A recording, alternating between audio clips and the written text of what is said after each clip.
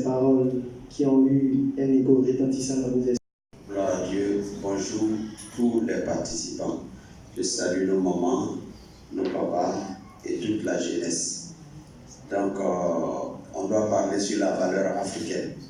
La valeur africaine, on doit commencer un peu par la genèse de l'Afrique. Qu'est-ce que c'est qu'un Africain? Qu'est-ce que c'est que l'Afrique? L'Afrique est valeureux, l'Afrique n'a jamais été maudite. L'Afrique a été bénie par le Tout-Puissant.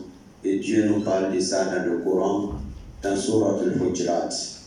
Dieu nous dit, il dit l'homme a été créé par lui, mais il a créé des matières très noires. Donc aujourd'hui, la communauté nationale et internationale prouve que le berceau de l'humanité est l'Afrique. Donc à partir de là, nous allons essayer d'expliquer un peu qu'est-ce que c'est que la jeunesse et qu'est-ce que la jeunesse africaine doit faire. Les hommes noirs ont marqué l'histoire par la volonté. Et cette volonté est dans les germes de toute personne. Voilà pourquoi Dieu nous dit, l'homme, la capacité de l'homme est attachée à certaines valeurs. Ces valeurs sont trois. Et ces trois valeurs coulent dans les germes de chaque individu. Voilà pourquoi un Américain n'est pas plus intelligent qu'un Africain. Un Africain n'est pas plus intelligent qu'un Chinois. Un Chinois n'est pas plus intelligent qu'un autre peuple. Mais le seul qui va nous différencier, c'est le courage et l'engagement. Voilà pourquoi l'homme accompagné dans ses germes par 3 V. Le premier V est la volonté, un V de volonté. Il faut avoir envie de le faire pour pouvoir être leadership. Voilà pourquoi on dit la volonté rend l'homme leadership, tu deviens chef. Voilà pourquoi le prophète alayhi salatu wa salam nous dit Sayyidul Qawm khadimuhum. Il dit le chef d'un groupe est celui qui est au service du peuple. Ce n'est pas le peuple qui doit être au service du groupe. Donc voilà, ces 3 V. Premier, c'est la volonté qui va te rendre fort et qui va te donner le courage de pouvoir créer et faire et automatiquement avoir un résultat. Le deuxième V, ça c'est la vallée. C'est une vallée que tout le monde doit arriver là. Dans ces vallées, le même courage que tu avais pris, c'est-à-dire qu'il va te permettre à ce que tu puisses dépasser. Si le courage n'y est pas, automatiquement tu te reposes. Cette vallée, c'est le deuxième V qu'on appelle vallée. Vallée, c'est quelque chose qui est rentré et ressourcé profond et ça fait échouer. Donc, arriver là, il faut le courage. Il faut tout pour pouvoir dépasser. Quand tu n'es pas leadership, tu n'es pas un homme engagé, tu rentres dans la vallée, soit tu restes, soit tu te retournes. Et troisième vallée va t'accompagner, qui est la vallée, qui est le troisième V, qui est la victoire. Donc voilà les 3 V qui sont dans les germes de tout un être humain. Voilà pourquoi dans le cerveau de chacun, il y a 100 000 milliards de cellules qu'on appelle les neurones. Donc ce sont ces 100 000 milliards qui se trouvent aussi dans la planète.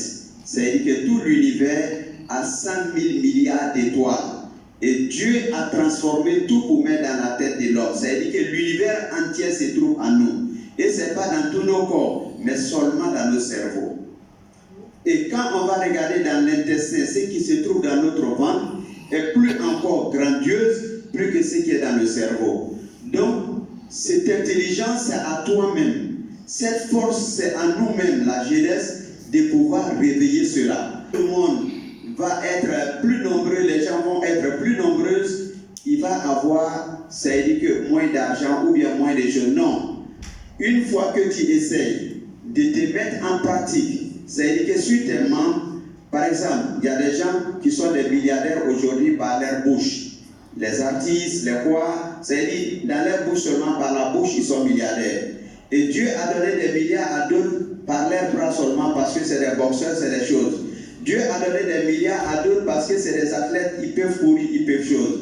Donc cette persévérance vient de toi-même en essayant d'éduquer cette valeur que Dieu m'a confiée, moi je peux la faire revivre. Et faire revivre cela, et nous avons besoin à ce que tous les jeunes Africains puissent avoir la conscience. Ce sont ces jeunes Africains-là qui ont fait qu'aujourd'hui le monde existe. Sans ça, quand Dieu a créé le monde, s'il n'y avait pas ces jeunes Africains courageux qui ont voulu essayer de tout faire pour essayer d'étendre sur toute l'étendue du monde, territoire du monde, aujourd'hui le monde allait être seulement l'Afrique. Mais ces jeunes Africains ont chargé les aïeux, les grands-parents pour les faire marcher, traverser l'Afrique et aller automatiquement, c'est-à-dire que dans le Sinaï, aller vers la Chine, aller vers jusqu'à Alaska, à partir de la traversée, aller aux États-Unis. Nous sommes les propriétaires du monde et nous sommes les propriétaires d'Afrique. Donc à partir de là, je disais toujours à mes amis, je disais toujours à mes enfants, moi je n'aime pas un bon enfant, je n'aime pas un bon ami. Les gens se posent la question, pourquoi l'imam n'aime pas les bonnes personnes? Oui, je n'aime pas les bonnes personnes. Quand tu es bon, tu es limité à toi seul, parce que tu fais la bonté pour recevoir quelque chose. Mais moi j'aime les meilleurs. À l'école, ça veut dire que tous ceux qui vont à l'école, ils vont faire de bonnes choses, parce qu'ils vont à l'école, c'est une bonne chose. Mais à l'école, est-ce que quand il arrive, il respecte son professeur? Non, mais il allait pour une bonne chose. Mais à l'école, il ne respecte pas son professeur, donc automatiquement, il n'est pas meilleur.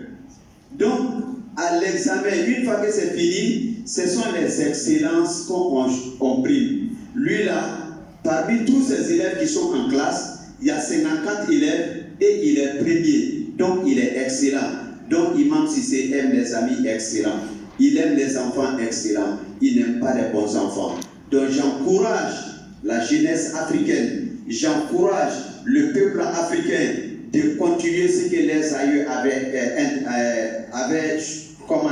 commencé, qu'ils n'ont qu'à essayer de prendre le courage.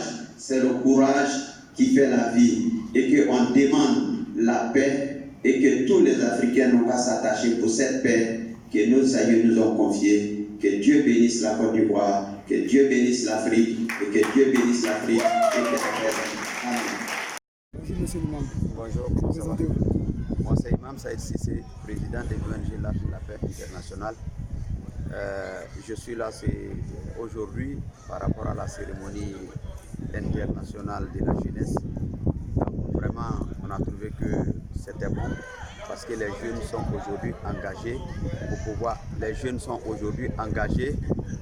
défendre leur patrie, leur nation, c'est-à-dire que pour les meilleures causes.